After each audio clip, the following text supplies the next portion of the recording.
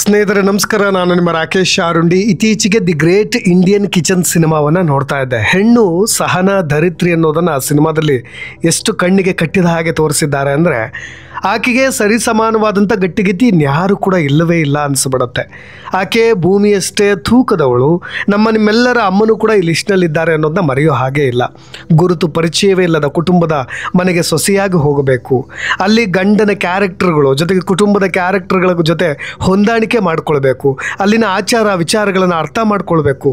ಕೆಲವು ವಿಚಿತ್ರ ಆಚರಣೆಗಳನ್ನು ಕೂಡ ಸಹಿಸ್ಕೊಂಡು ಹೋಗಬೇಕು. ಕೊನೆಗೆ ಈ ಸಿನಿಮಾದಲ್ಲಿ ಒಂದು ಲಾಜಿಕಲ್ ಎಂಡನ್ನು ಕೊಟ್ಟಿದ್ದಾರೆ. ನೀವು ಕ್ಲೈಮ್ಯಾಕ್ಸ್ನ ನೀವು ಯಾರು ಕೂಡ ಊಹಿಸದ ರೀತಿಯಾಗಿದೆ. ಸ್ನೇಹಿತರೆ, ಸಾಧ್ಯವಾದರೆ ಈ ಸಿನಿಮಾ ಕೂಡ ನೋಡ್ಬೋದು. ನಾನಿಲ್ಲಿ ಅದೇ ರೀತಿಯಾಗಿ ಈ ಸಿನಿಮಾದ ರೀತಿಯಾಗಿ ಅನೇಕ ಕಷ್ಟಗಳನ್ನು ಕಂಡು ಜೀವನದಲ್ಲಿ ಮತ್ತೆ ಫಿನಿಕ್ಸ್ ಅಕ್ಕಿಯಂತೆ ಹೊರಗೆ ಬಂದಂಥ ನಟಿಯ ಬಗ್ಗೆ ಹೇಳ್ತಾ ಇದ್ದೀನಿ. ನಟಿ ಸುಧಾರಾಣಿ ಅವರ ಕಣ್ಣೀರಿನ ಕಥೆಯ ಬಗ್ಗೆ ಹೇಳ್ತಾ ಇದ್ದೀನಿ.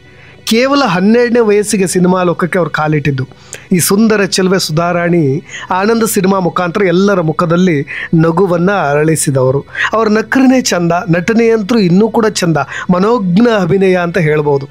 ಹುಟ್ಟು ಮಾಡಲಾಗಿದ್ದಂಥ ಸುಧಾರಾಣಿ ಬಾಲ ನಟಿಯಾಗಿ ನಟಿಸಿದವರು, ನಟಿಯಾಗಿಯೂ ಕೂಡ ಮಿಂಚಿದವರು, ಪೋಷಕ ನಟಿಯಾಗಿಯೂ ಕೂಡ ಇವತ್ತು ಸದ್ದು ಮಾಡ್ತಿರೋರು. ಸದ್ಯ 50ರ ವಯಸ್ಸು. ನೀವು ಯಾರು ಕೂಡ ಅದನ್ನು ಊಹೆ ಮಾಡಲಿಕ್ಕೂ ಕೂಡ ಸಾಧ್ಯವಿಲ್ಲ.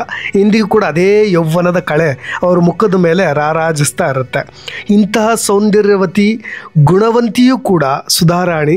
ಇಂತಹ ವ್ಯಕ್ತಿತ್ವ ಉಳ್ಳಂತಹ ನಟಿಗೂ ಸಹ ಜೀವನದಲ್ಲಿ ಈ ಮಟ್ಟಿಗಿನ ಕಷ್ಟಗಳು ಕೂಡ ಕಾಡಿದ್ವು ಅಂದರೆ ನೀವು ಯಾರು ಕೂಡ ಇಮ್ಯಾಜಿನ್ ಮಾಡ್ಕೊಳ್ಳಿಕ್ಕೆ ಸಾಧ್ಯವಿಲ್ಲ.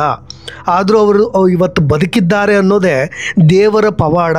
ಅದೊಂದು ಅಚ್ಚರಿ ಅಂತ ಹೇಳ್ಬೋದು, ಅಥವಾ ದೇವರ ಒಂದು ಸುದೈವ ಅಥವಾ ವರ ಅಂತ ಕೂಡ ಹೇಳ್ಬೋದು. ನಟಿ ಸುಧಾರಾಣಿಗೆ ನರಕ ತೋರಿಸಿದ್ದಂತಹ ಆ ಮೊದಲ ಪತಿಯ ಬಗ್ಗೆ ಹೇಳಲೇಬೇಕು. ಬದುಕಿ ಬಂದಿದ್ದು ಪವಾಡ ಅಂತ ಯಾಕೆ ಹೇಳಿದೆ ಅಂದರೆ, ಇದೇ ಸುಧಾರಾಣಿಯ ಮೊದಲ ಗಂಡ ಆಕೆಯ ಪ್ರಾಣವನ್ನೇ ತೆಗೆಯೋಕೆ ನಿಂತು ಬಿಟ್ಟಿದ್ದ. ಆಮೇಲೆ ನಡೆದಿದ್ದೆಲ್ಲವೂ ಕೂಡ ರೋಚಕ. ಸ್ನೇಹಿತರೆ, ಯಾರೀತ, ಏನಾಯಿತು, ಅವರು ಬಾಳಲ್ಲಿ ಹೊರಗೆ ಬಂದಿದ್ದು ಹೇಗೆ, ಈ ಎಲ್ಲ ವಿಷಯಗಳ ಕುರಿತ ಒಂದಿಷ್ಟು ವಿವರಣೆ. ಸುಧಾರಾಣಿಯವರು ಗೋವರ್ಧನ್ ಅವರನ್ನು 2000ನೇ ಇಸ್ವಿಯಲ್ಲಿ ಮದುವೆ ಆಗ್ತಾರೆ. ಮುದ್ದಿನ ಮಗಳಾದಂಥ ನಿಧಿಗೆ ತಾಯಿಯಾಗಿ, ಪ್ರಾಣಕ್ಕಿಂತ ಹೆಚ್ಚಾಗಿ ಪ್ರೀತಿಸೋ ಗಂಡನಿಗೆ ಮುದ್ದಿನ ಮಡದಿಯಾಗಿ ಸಂತೋಷಗಳಿಂದ ದಿನಗಳನ್ನು ಕಳೀತಾ ಇದ್ದಾರೆ. ಆದರೆ ಇದಕ್ಕೂ ಮೊದಲು ಅಂದರೆ ಗೋವರ್ಧನ್ ಅವರನ್ನ ಮದುವೆಯಾಗೋ ಒರೆಸೋ ಮೊದಲು ಕೂಡ ಸುಧಾರಾಣಿಯವರ ಮದುವೆ 1999ರಲ್ಲಿ ಡಾಕ್ಟರ್ ಸಂಜಯ್ ಜೊತೆ ಆಗಿರುತ್ತೆ. ಸಿನಿಮಾದಲ್ಲಿ ಪೀಕ್ನಲ್ಲಿದ್ದರು. ಆಗಿನ ಕಾಲಕ್ಕೆ ಅವ್ರ ತಾಯಿಯವ್ರ ನಿರ್ಧಾರ ಅದೇ ಆಗಿರುತ್ತೆ, ನನ್ನ ಮಗಳನ್ನು 21ನೇ ವಯಸ್ಸಿನ ನಂತರ ನಾನು ಸಿನಿಮಾದಲ್ಲಿ ಆ್ಯಕ್ಟ್ ಮಾಡಲಿಕ್ಕೆ ಬಿಡೋದೇ ಇಲ್ಲ, ಆಕೆ ಮದುವೆ ಆಗಬೇಕು ಅಂತ ಅವ್ರ ತಾಯಿ ಫಿಕ್ಸ್ ಆಗಿಬಿಟ್ಟಿದ್ರಂತೆ. 21ನೇ ವಯಸ್ಸಿಗೆ ಮದುವೆ ಮಾಡಿಕೊಡ್ತಾರೆ. ಡಾಕ್ಟರ್ ಅಂತ ಹೇಳಿ, ಅದು ಅಮೇರಿಕಾದ ಸಂಬಂಧ, ಅಮೇರಿಕಾದ ಜೀವನ ಅಂತ ಹೇಳಿ. ಆ ಬಳಿಕ ಚಿತ್ರಕ್ಕೆ ಬ್ರೇಕನ್ನು ಪಡೆದು ಅಮೇರಿಕಕ್ಕೆ ಹೋಗ್ತಾರೆ. ಆದರೆ ಅಲ್ಲಿ ಪತಿಯಿಂದ ಸಾಕಷ್ಟು ಚಿತ್ರಹಿಂಸೆಗಳನ್ನು ಅನುಭವಿಸ್ಬಿಡ್ತಾರೆ. ಕೊನೆಗೆ ಆತನ ಕಿರುಕಳಕ್ಕೆ ಸುಸ್ತಾಗಿ ಹೋಗಿಬಿಡ್ತಾರೆ ಸುಧಾರಾಣಿಯವರು. ಆತನ ಟಾರ್ಚರ್ಗೆ ಬೇಸತ್ತು ಡಿವೋರ್ಸ್ ಕೂಡ ಕೊಡೋ ನಿರ್ಧಾರಕ್ಕೆ ಬರ್ತಾರೆ. ಆ ವ್ಯಕ್ತಿಗೆ ಒಂದಿಷ್ಟು ಮಾನಸಿಕ ಖಿನ್ನತೆ ಶುರುವಾಗಿಬಿಟ್ಟಿತ್ತಂತೆ, ಮಾನಸಿಕವಾಗಿ ಸಮಸ್ಯೆಗಳು ಶುರುವಾಗಿಬಿಟ್ಟಿತ್ತಂತೆ. ಆ ಮಾನಸಿಕ ಸಮಸ್ಯೆಗಳು ಯಾವ ಮಟ್ಟಿಗಿತ್ತು ಅಂದರೆ ವಿಪರೀತ ಆಗಿಬಿಟ್ಟಿದ್ವಂತೆ, ಹುಚ್ಚನಂತೆ ಆಡಲಿಕ್ಕೆ ಶುರು ಮಾಡಿಬಿಟ್ಟಿದ್ದಂತೆ. ಕೊನೆಗೆ ಸುಧಾರಾಣಿಯವರು ಯಾವ ನಿರ್ಧಾರಕ್ಕೆ ಬರ್ತಾರೆ ಅಂದರೆ, ಆತನಿಗೆ ಮೊದಲು ಟ್ರೀಟ್ಮೆಂಟನ್ನು ಕೊಡಬೇಕು, ಆತ ಸರಿ ಇಲ್ಲ, ಮಾನಸಿಕವಾಗಿ ಮೆಂಟಲ್ ಆಗಿ ಹೋಗಿಬಿಟ್ಟಿದ್ದಾನೆ ಅಂತ ಹೇಳಿ ಅವರು ಕುಟುಂಬದವರಿಗೆ ಒಪ್ಪಿಸ್ಲಿಕ್ಕೆ ಮುಂದಾಗ್ತಾರೆ. ಆತನಿಗೆ ಮೊದಲು ಟ್ರೀಟ್ಮೆಂಟ್ ಕೊಡಿಸೋಣ ನಾವೆಲ್ಲರೂ ಅಂತ. ಸರಿ ಹೋಗಬಹುದು ಅಂತ ಸುಧಾರಾಣಿಯವರು ಸಹಿಸ್ಕೊಂಡು ಎಷ್ಟು ದಿನಗಳ ಕಾಲ ಇರಲಿಕ್ಕಾಗತ್ತೆ. ಹೇಗೋ ಒಂದು ಫ್ಲೈಟ್ ಬುಕ್ ಮಾಡಿ ಅಲ್ಲಿಂದ ತಪ್ಪಿಸ್ಕೊಂಡು ಬರ್ಬೋದಿತ್ತು. ಆದರೆ ಅವ್ರ ಕುಟುಂಬದ ಸಂಸ್ಕೃತಿ, ಕಲ್ಚರ್ ಅದಾಗಿರಲಿಲ್ಲ. ಹಾಗಾಗಿ ಎಲ್ಲವನ್ನು ಕೂಡ ಸಹಿಸ್ಕೊಂಡು ಹೋದರು. ಕೊನೆಗೆ ಆತ ಕಂಪ್ಲೀಟ್ ಹುಚ್ಚನಂತೆ ಆಡ್ತಾ ಇದ್ದಂತೆ. ಸರಿ ಹೋಗಲ್ಲ ಅಂದಾಗ ಸುಧಾರಾಣಿನೇ ಹೇಗೆ ಅಲ್ಲಿಂದ ವಾಪಸ್ ಬಂದುಬಿಟ್ರು ಅನ್ನೋ ವಿಷಯ ಇದೆಯಲ್ವಾ. ಹೌದು, ಅಲ್ಲಿ ಅನುಭವಿಸಿದಂಥ ಕಷ್ಟಗಳು ಒಂದೆರಡಲ್ಲ, ಅದನ್ನು ಕೂಡ ಹೇಳಿಬಿಡ್ತೇನೆ. ಸಣ್ಣ ಸಣ್ಣ ಮಾತುಗಳಿಗೆ ಕೊಂಕು ಮಾತಾಡೋದು, ಕಿರಿಕಿರಿ ಉಂಟು ಮಾಡೋದು, ಎಲ್ಲದಕ್ಕೂ ಕೂಡ ವಾದ ಪ್ರತಿವಾದಗಳನ್ನು ಮಾಡೋದು, ದೈಹಿಕವಾಗಿಯೂ ಕೂಡ ಹಿಂಸೆ ಕೊಡಲಿಕ್ಕೆ ಮುಂದಾಗೋದು, ಇವೆಲ್ಲವನ್ನು ಕೂಡ ಮಾಡ್ತಿದ್ದಂಥ ಗಂಡ ಪ್ರತಿನಿತ್ಯ ಕಣ್ಣೀರಲ್ಲೇ ಕೈ ತೊಳೆಯುವಂತೆ ಮಾಡಿಬಿಟ್ಟಿದ್ದ ಸುಧಾರಾಣಿಯವ್ರನ್ನ. ಅನೇಕ ಸಿನಿಮಾಗಳಲ್ಲಿ ಅವರು ಕಣ್ಣೀರು ಹಾಕ್ತಾ ಇದ್ದರೆ ಪ್ರೇಕ್ಷಕರೆಲ್ಲರೂ ಕೂಡ ಕಣ್ಣೀರು ಹಾಕ್ಬಿಡೋರು. ಆ ಮಟ್ಟಿಗಿನ ಅಭಿನಯ ಕೂಡ ಇರ್ತಾಯಿತ್ತು. ಆದರೆ ಅವ್ರ ಜೀವನವೂ ಕೂಡ ಅದೇ ಆಗೋಗ್ಬಿಟ್ರೆ ಯಾರು ಕೂಡ ಅದನ್ನು ಅರಗಿಸಿಕೊಳ್ಳಿಕ್ಕೆ ಅಸಾಧ್ಯ. ಅವರ ಅಭಿಮಾನಿಗಳಿಗೂ ಕೂಡ ಅದು ಅಸಾಧ್ಯವಾಗಿತ್ತು ಕೂಡ. ಆರಂಭದಲ್ಲಿ ಮದುವೆ ಆದ ತಕ್ಷಣ ಎಲ್ಲವೂ ಕೂಡ ಚೆನ್ನಾಗೇ ಇತ್ತು. ಸುಧಾರಾಣಿಯವರು ಸಂಸಾರ ದಿನ ಕಾಲದಂತೆ ಗಂಡನ ಇನ್ನೊಂದು ಅಸಲಿಯ ಮುಖ ಅನಾವರಣಗೊಳ್ತಾ ಹೋಗುತ್ತೆ.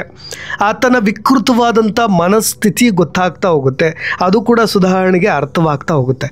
ಯಾವ ಹಂತದವರೆಗೂ ಟಾರ್ಚರ್ ಕೊಡ್ತಾ ಇದ್ದ ಅಂದರೆ, ಕೊನೆಗೆ ಆತ ಹೇಗೆ ಏನು ಮಾಡಿಬಿಟ್ಟಿದ್ದ ಮೊದಲೇ ಡಾಕ್ಟ್ರು, ನಿಮಗೆಲ್ಲ ಗೊತ್ತಿರ್ಬೋದು, ರಾಸಾಯನಿಕದ ಒಂದು ಇಂಜೆಕ್ಷನನ್ನು ಬಳಸಿ, ಕೆಮಿಕಲ್ ಇಂಜೆಕ್ಷನನ್ನು ಬಳಸಿ, ಆ ಇಂಜೆಕ್ಷನನ್ನು ಆಕೆಗೆ ಚುಚ್ಚಿ ಆಕೆಯ ಬದುಕನ್ನೇ ಅಲ್ಲಿಗೆ ದಿ ಎಂಡ್ ಮಾಡೋ ನಿರ್ಧಾರಕ್ಕೂ ಕೂಡ ಮೊದಲ ಪತಿ ಬಂದಿರ್ತಾನೆ. ಈ ವಿಚಾರ ತಿಳಿದಂಥ ಸುಧಾರಾಣಿ ಅಲ್ಲಿಂದ ಹೊರಟು ಸ್ನೇಹಿತೆಯ ಮನೆಯನ್ನು ಸೇರಿಕೊಳ್ತಾರೆ. ಇದು ನೀವೆಲ್ಲರೂ ಕೂಡ ಕೇಳಿರಲಿಕ್ಕೆ ಸಾಧ್ಯವೇ ಇಲ್ಲ. ಭಾಳಷ್ಟು ಸಂದರ್ಶನಗಳು ಅವರೇ ವೈಯಕ್ತಿಕವಾಗಿಯೂ ಕೂಡ ಹಂಚಿಕೊಂಡಿದ್ದಾರೆ. ನನಗೇನಾಗಬಿಡ್ತು, ಯಾವ ಮಟ್ಟಿಗಿನ ಹಿಂಸೆಯನ್ನು ನಾನು ಅನುಭವಿಸಿಬಿಟ್ಟೆ, ಜೊತೆಗೆ ಆ ಸಂಜಯ್ ಕೊಟ್ಟಂಥ ಟಾರ್ಚರ್ ಹೇಗಿತ್ತು ಅಂತ. ಆ ಇಂಜೆಕ್ಷನನ್ನು ಬಳಸಿ ಆಕೆ ಜೀವವನ್ನೇ ಕೂಡ ತೆಗಿಲಿಕ್ಕೆ ನಿರ್ಧಾರ ಮಾಡ್ತಾನೆ ಅಂದರೆ, ಅದನ್ನು ನಾವು ಒಬ್ಬ ನಟಿಗೆ ಈ ಥರ ಆಗಿಬಿಡುತ್ತಲ್ಲ ಅಂತ ನಮಗೂ ಕೂಡ ಶಾಕ್ ಆಗಿಬಿಡುತ್ತೆ. ಆತ ವೈಯಕ್ತಿಕವಾಗಿ ಮಾನಸಿಕವಾಗಿ ಮೆಂಟಲ್ ಥರ ಆಡ್ತಾ ಇದ್ರಂತೆ. ಸುಧಾರಾಣಿ ಇವತ್ತು ಸರಿ ಹೋಗ್ಬೋದು, ನಾಳೆ ಸರಿ ಹೋಗ್ಬೋದು ಅಂತ ಕಾದು ಸಾಕಾಗೋಯ್ತು. ತದನಂತರ ಸ್ನೇಹಿತೆಯ ಮನೆ ಸೇರಿಕೊಂಡ್ರು. ಅಲ್ಲಿಂದ ಅಮೇರಿಕದಿಂದ ಭಾರತಕ್ಕೆ ವಾಪಸ್ಸಾದರು. ಈ ವಿಚಾರ ಸುಧಾರಾಣಿ ಮನೆಯವರಿಗೆ ತಿಳಿದಾಗ ಅವರು ಪಾರ್ವತಮ್ಮ ರಾಜ್ಕುಮಾರ್ ಅವರ ಸಹಾಯವನ್ನು ಕೂಡ ಬೇಡಿದ್ದರಂತೆ. ಆಗ ಇದೇ ನಟ ಅಂಬರೀಷ್ ಅವರು ಜೊತೆಗೆ ಪಾರ್ವತಮ್ಮ ರಾಜ್ಕುಮಾರ್ ಅವರು ದೇವ್ರ ಥರ ಬರ್ತಾರಂದರೆ ಸ್ವಲ್ಪ ಸಲಹೆಗಳನ್ನು ಕೊಡೋದಕ್ಕೆ, ಧೈರ್ಯವನ್ನು ತುಂಬಲಿಕ್ಕೆ ಪ್ರತಿನಿತ್ಯ ಕರೆಗಳನ್ನು ಮಾಡೋದು, ಮಾತಾಡೋದು. ಅಂಬರೀಷ್ ಅಣ್ಣನೂ ಕೂಡ ಭಾಳಷ್ಟು ಫೋನಲ್ಲಿ ಮಾತನಾಡ್ತಾ ಇದ್ರು ಸುಧಾರಾಣಿ ಅವರಿಗೆ. ತಲೆ ಕೆಡಿಸ್ಕೋಬೇಡ, ಹಾಗೆ ಹೀಗೆ ನಾವಿದ್ದೀವಿ, ಎಲ್ಲರೂ ಕೂಡ ಇದ್ದೀವಿ, ಲೈಫಲ್ಲಿ ಎಲ್ಲ ಕೂಡ ಆಗುತ್ತೆ ಅಂತ. ಯಾಕೆಂದರೆ 22-23ನೇ ವಯಸ್ಸಿಗೆ ಸಂಸಾರವನ್ನು ತೊರೆದು, ಇನ್ನು ಚಿಕ್ಕ ಏಜ್ ಕೂಡ, ಇಷ್ಟು ಚಿಕ್ಕ ವಯಸ್ಸಿಗೆ ಬೇಗ ಮದುವೆ ಆಗೋದು, ಅದಾದ ನಂತರ ಈ ಥರದ್ದು ಒಂದು ಸ್ಟಾರ್ ವ್ಯಾಲ್ಯೂ ಇರೋರು ಬೇರೆ ಯಾರದ್ದೋ ಜೀವನದಲ್ಲಿ ಈ ರೀತಿಯಾಗಿ ನಡೆದಿದ್ದರೆ ಯಾರೂ ತಲೆ ಕೆಡಿಸ್ಕೊಳ್ತಿರಲಿಲ್ಲ.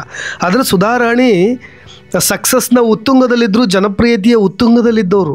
ಅವರ ಜೀವನದಲ್ಲಿ ಈ ರೀತಿ ಹಾಗಾಗಿಬಿಟ್ಟಿದೆ ಅಂದರೆ ಅಭಿಮಾನಿಗಳು ಏನೆಲ್ಲ ಮಾತನಾಡ್ಕೊಳ್ಬೋದು, ಜನಸಾಮಾನ್ಯರು ಹೇಗೆಲ್ಲ ಮಾತಾಡ್ಕೊಳ್ಬೋದು, ಸೊಸೈಟಿ ಏನೆಲ್ಲ ಕಥೆಗಳನ್ನು ಕಟ್ಬೋದು. ಈ ಭಯದ ನಡುವೆ ಏನಾದರೂ ಮಾಡಿ ಹೊಸ ಜೀವನಕ್ಕೆ ಬರಬೇಕು ಅಂತ ಗಟ್ಟಿ ನಿರ್ಧಾರ ಮಾಡಿ ಹೊರಗೆ ಬರ್ತಾರೆ. ಅಂಬರೀಷ್ ಅಣ್ಣ, ಪಾರ್ವತಮ್ಮ ರಾಜ್ಕುಮಾರ್ ಅವರು ತುಂಬಾ ಕಾಲ್ ಮಾಡಿ ಮೆಂಟಲಿ ಸ್ಟ್ರಾಂಗ್ ಮಾಡಿ ಅವ್ರನ್ನ ಇಲ್ಲಿಗೆ ಕರೆತರೋ ಪ್ರಯತ್ನವನ್ನು ಮಾಡ್ತಾರೆ.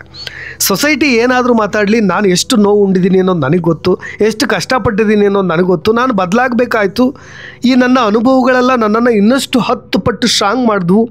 ಮದುವೆಗಾಗಿ ನಾನು ಕರಿಯರ್ ಕೂಡ ತ್ಯಾಗ ಮಾಡಿದ್ದೆ, ಆದರೆ ಆ ಪ್ರೊಫೆಷನನ್ನು ಬಿಟ್ಟು ಬೇರೆ ನನಗೆ ಏನೂ ಕೂಡ ಗೊತ್ತಿರಲಿಲ್ಲ. ಆ ಕಾರಣಕ್ಕೆ ನಾನು ಮತ್ತೆ ಬಣ್ಣ ಹಚ್ಚಬೇಕಾಗಿ ಬಂತು.